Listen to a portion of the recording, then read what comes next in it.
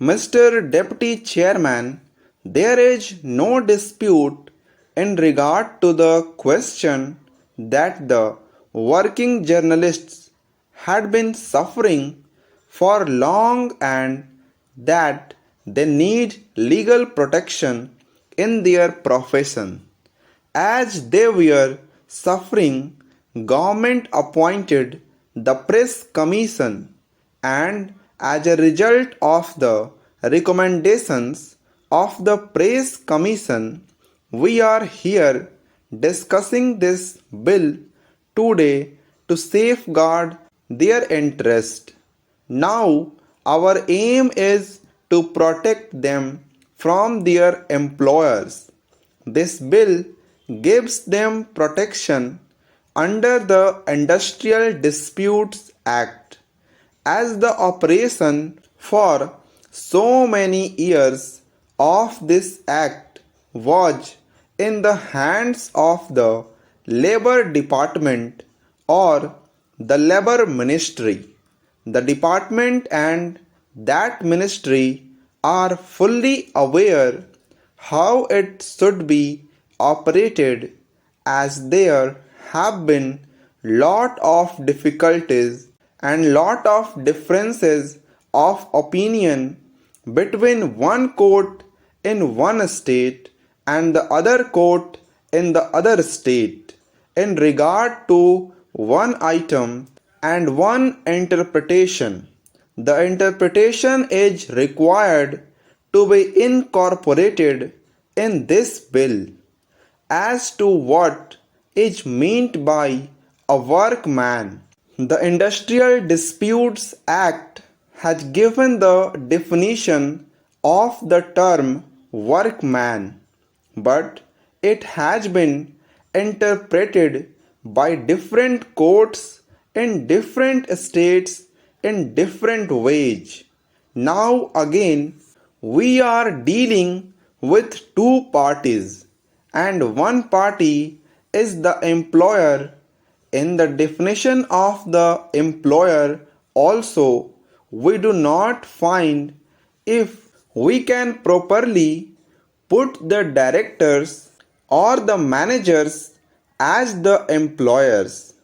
Now, this bill has tried to exclude certain staff and certain people doing certain jobs.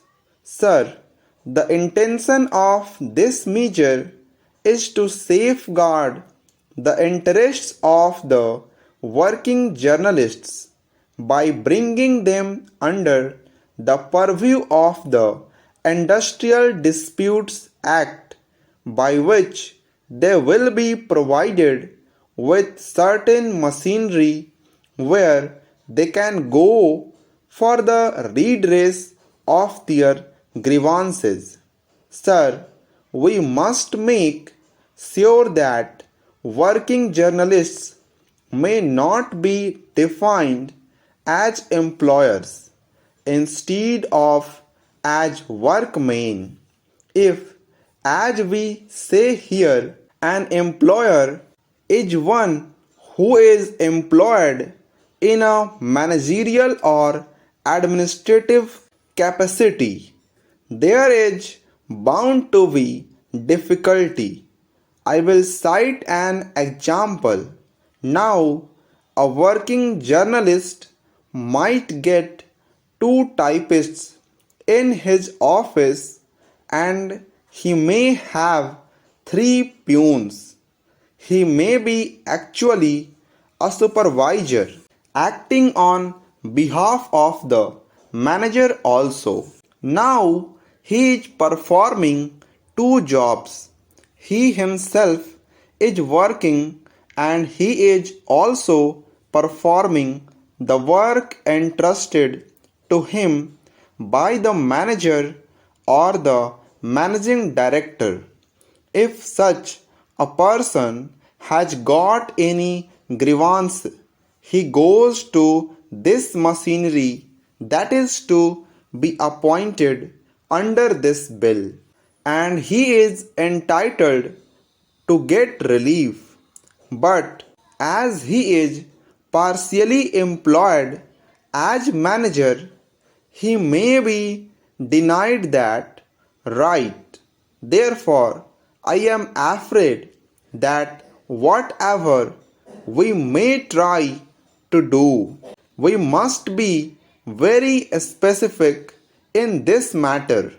I think we should say that the working journalist means a person whose principal avocation is that of a journalist, etc. And then they are also termed as workmen under the Industrial Disputes Act. Otherwise, we will be faced with that sort of difficulty as other trade unions are experiencing in their day-to-day work in the appellate tribunal or the industrial tribunal or in other courts. I hope that the minister in charge of this bill will consult the labor minister, who is an expert in this matter, as to how to safeguard really the interests of these people by putting a proper definition for the working journalists. Para, now I have got another point. Really, this should have been brought forward by the Labor Department, as they have been operating the Industrial Disputes Act. Under the Industrial Disputes Act, we have got some machinery which has got to come into being when there is a dispute. Now, under the existing Industrial Disputes Act, the appropriate government has got to order in writing to this machinery. As the working journalists are spread over throughout the country, I am not clear in my mind whether, for the purpose of the working journalists, this Industrial Disputes Act will be operated by the central government or by the state governments.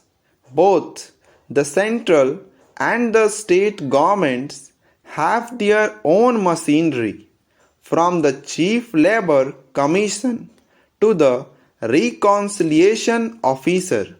The Government of India has got a set of machinery throughout the country, and again the state governments have got their own Labour Commissioner and other officers.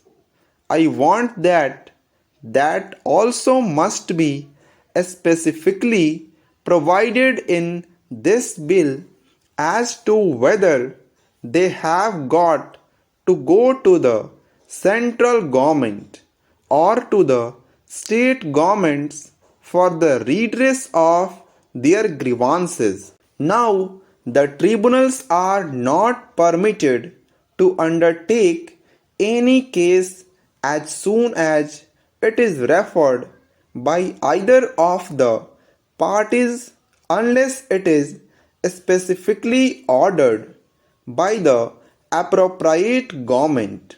Now, my own opinion is this, that for the time being it should be operated by the Labour Ministry of the central government.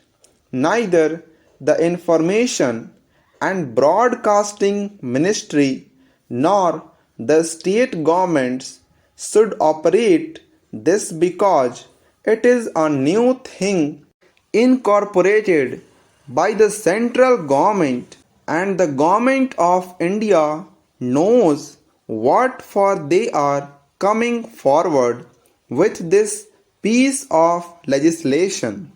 I want that the Information Ministry should hand over this business to the Labor Ministry, which should operate this through its own machinery. Para.